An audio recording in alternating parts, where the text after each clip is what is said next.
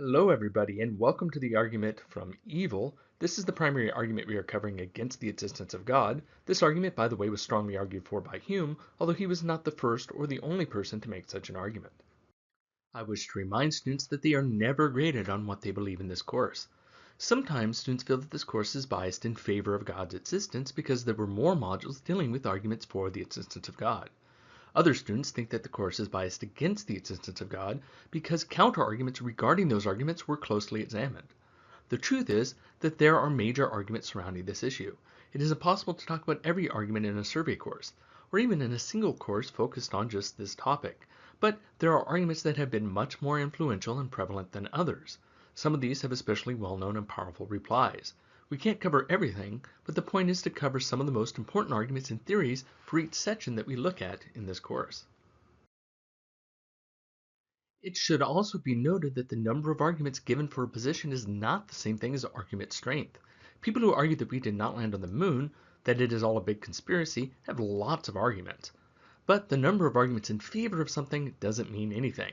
What matters is their strength. In the case of the moon landing, the array of arguments that are given against it, such as claims that there would be more moon dust, or claims that the shadows or movement of the flag are wrong, are easily defeated with investigation, while the fewer but more strongly supported arguments that we did land provide overwhelming support. This is a lesson to take with you when you are writing papers too. Students often have the inclination to give lots and lots of arguments that have little justification instead of developing one highly justified defensible argument. But I'm beginning to go off on a tangent. The point is just that one can't determine the strength of a position by counting up the number of arguments given on one side or the other.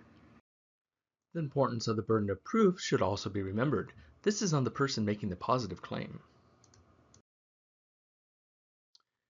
First, some definitions. Atheism means not theism. It's the denial of a god or gods or goddess or goddesses. This is often taken to include the denial of other similar entities such as angels, demons, and the like. There are two flavors. Strong atheism denies the existence of God, while some atheists endorse a weaker version and prefer to say that they lack the belief in God.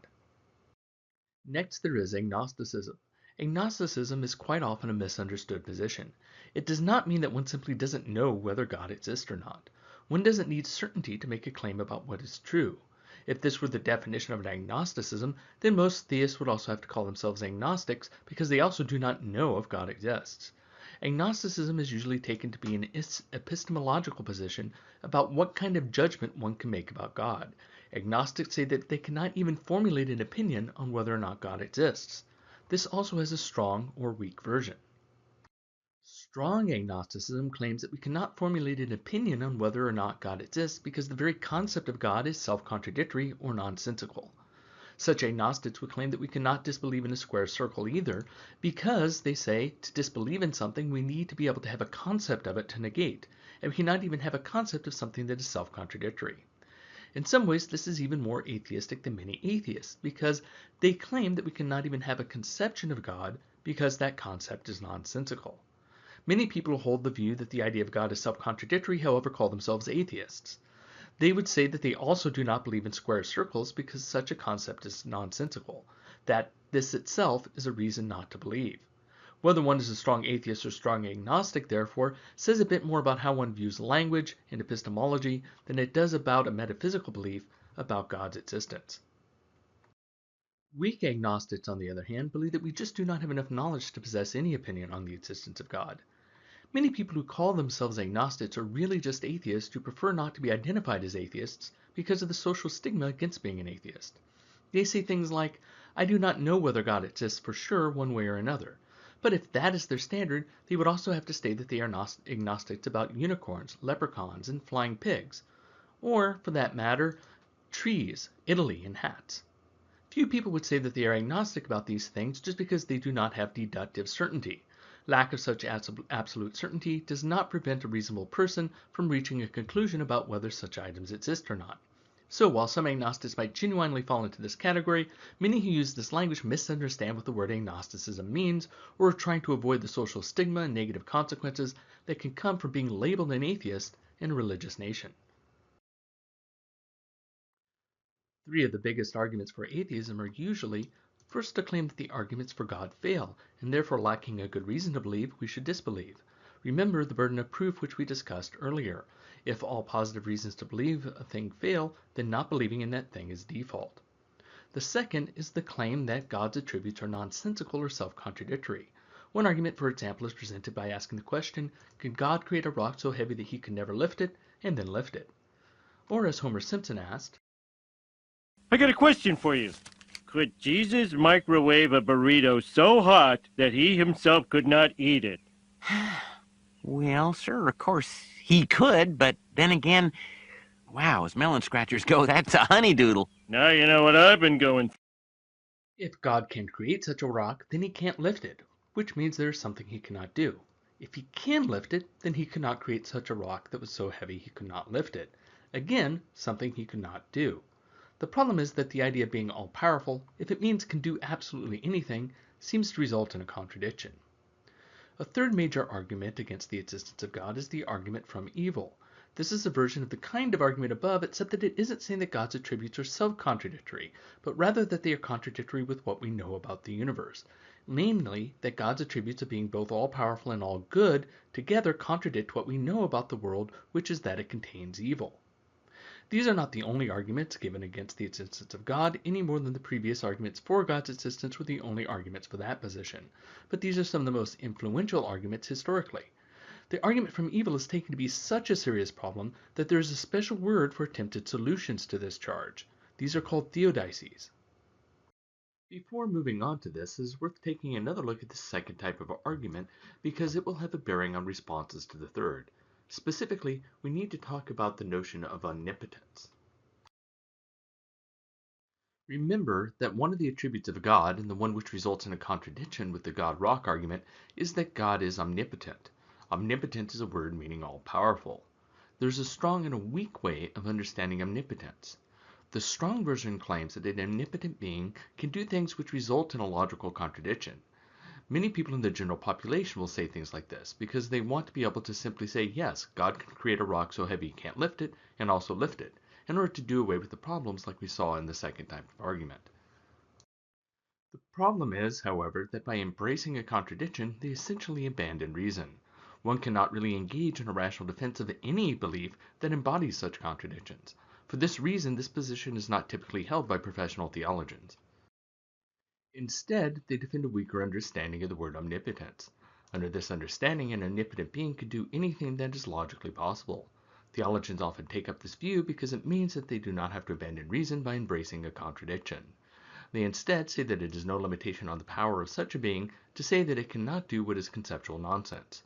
They are basically arguing that there is something wrong with a question such as, can God create a rock so heavy that he cannot lift it, then lift it?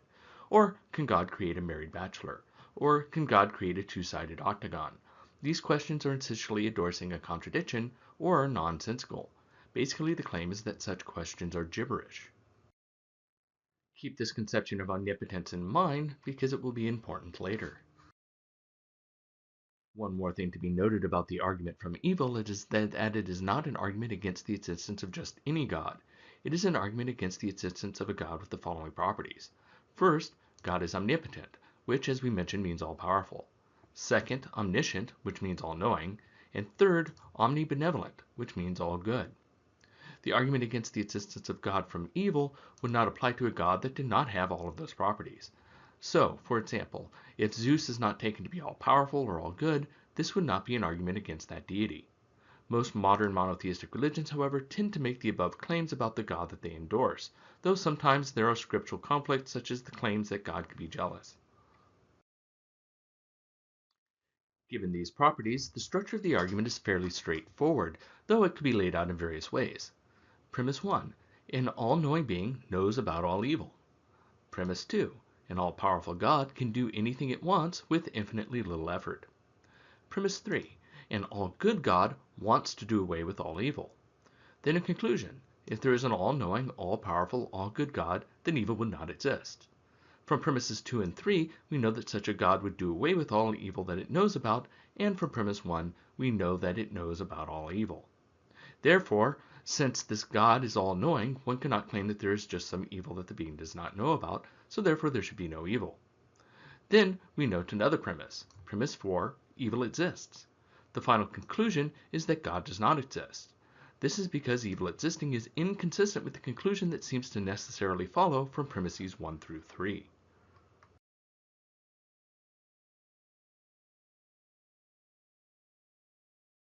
Here's how Hume puts it. Is he, God, willing to prevent evil but not able? Then he is impotent. Is he able but not willing? Then he is malevolent. Is he both able and willing? Whence then evil? In other words, then how can you explain the existence of evil? The point Hume is making isn't that there are sad things in the world or saying how unfair the world is. That is a common mistake. Oftentimes people say that somebody giving the argument from evil is just childish or upset because the world is unfair, or even conclude that atheists are bitter, unhappy people. Such atheists might be generally very happy. Note also that the claim isn't that the world is horrible. One doesn't have to hold that the world is more evil than good, or that one's own life is terrible. The objection is that the monotheistic concept of God is logically incompatible with the evil we know that exists in the world. If there's even one thing in the universe which could have been on balance better morally, then this seems to conflict with the existence of an all-knowing, all-powerful, all-good God. Of course, if we get rid of one of the premises, then we do not have a problem. If God is not all-knowing, then maybe there is evil because there is some evil that God does not know about. Though this is a bit of an odd one because an all-powerful being, it seems, could make itself all-knowing too. If God, on the other hand, is not all-powerful, then maybe God wants to get rid of all evil and knows about all evil, but just does not have the power to get rid of some evil. Finally, if God is not all good, then maybe God knows about all evil and could get rid of it if he or she or it wanted to, but just doesn't want to because this God likes some evil. The previous version of the argument was the logical problem of evil. It concluded that God could not exist deductively. Here is a slightly different version. This version is known as the evidential problem of evil. It instead is inductive and concludes that God very likely doesn't exist. It claims that there could theoretically be justified evil, and that theoretically we could be in a position of not knowing if an evil were justified. So it says that an all-knowing, all-powerful, all-good God would not allow morally unjustified evil to exist, and that there is almost certainly morally unjustified evil in the world. Not just humans, but animals seem to suffer without purpose and at degrees or levels which are unnecessarily high. From this it concludes that God does not exist with high probability. This is because if premise 4 turns out to be true, then that conflicts with conclusion 1. So, that is the argument in a nutshell. Again, this argument is considered by theologians to be such a serious problem that they have a special name dedicated to attempts to respond to it. These are called theodicies, and we will look at a couple of potential theodicies now. Some try to defend against this argument by saying that the amount of evil in the world is nothing compared to all of eternity. Hume's reply, paraphrased, is that allowing any such pain would be malevolent. Further is the fact that the only way you could judge God's goodness, or any hypothesis, is through its known effects, and the existence of evil is known. Hume further argues that even if one were to argue that some evil is necessary, for some reason, clearly there is more evil than is necessary.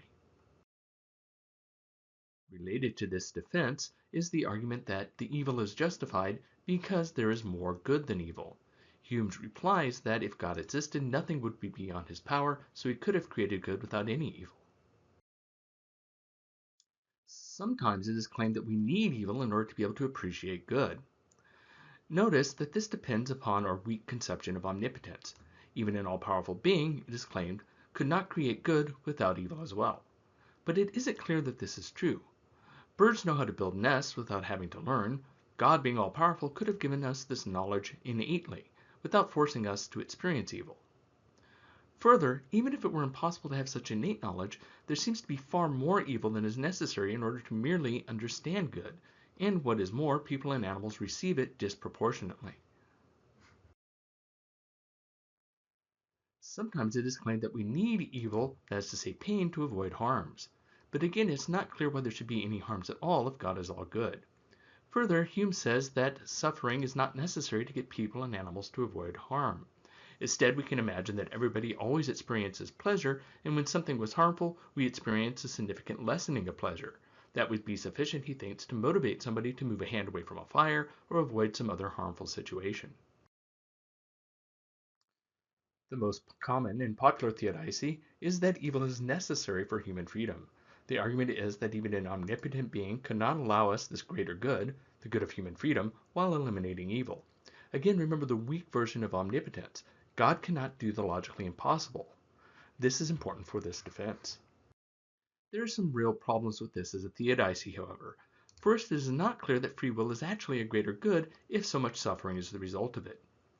Think about some of the tremendous suffering in the world and ask yourself if you would want to experience a life of nothing but torture for the sake of being free, if you would feel just the same but experience pleasure and simply have an illusion of freedom. Indeed, the issue of free will is quite arguable, and it isn't clear that we do have free will, but this will be discussed later in the course.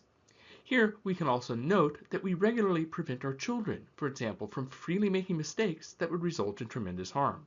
One would not let one's 5-year-old drink bleach on the basis of self-determination. Second, it is not clear that free will is incompatible with humans choosing not to do evil. Remember that an omnipotent being can do anything that is logically possible. At any given time, it is logically possible for people not to do evil. God could have created people in such a way that they are free, but never happen to choose to do evil. For example, suppose that some person does some evil thing in this world. The universe could have been set up such that this person freely chose not to do this evil. Maybe because this person was never exposed to the temptation. Maybe because the universe is set up so that this person sees events or has insights that lead her or him not to want to commit the evil. Finally, and perhaps most devastatingly, the theodicy of free will does nothing at all to explain natural evils. Human free will might be able to be blamed for evils such as murder, rape, genocide, and poverty that result from greed and so forth.